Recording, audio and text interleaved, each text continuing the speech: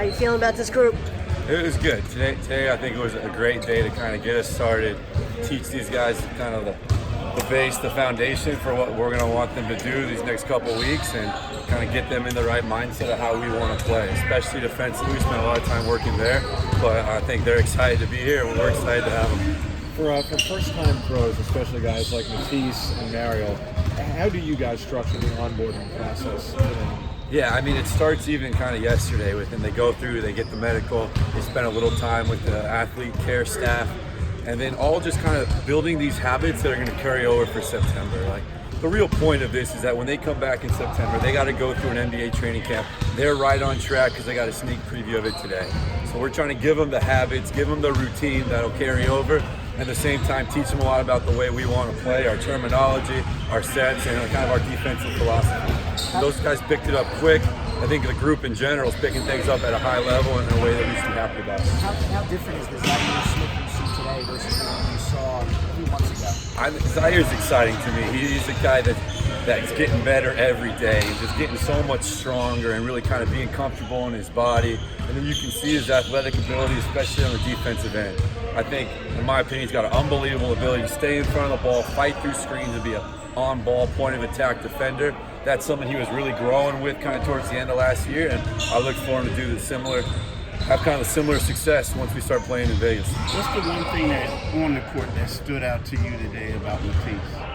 I think Matisse's active hands, to me, are the most impressive thing that he does. He gets his hands on a lot of basketballs in a variety of different ways. We're working on him. I'm picking up the kind of concepts and schemes, but you can just see he's got a natural ability to get deflections, disrupt passes in a way that I think can be really helpful. Do you see any similarities between Matisse and Zion?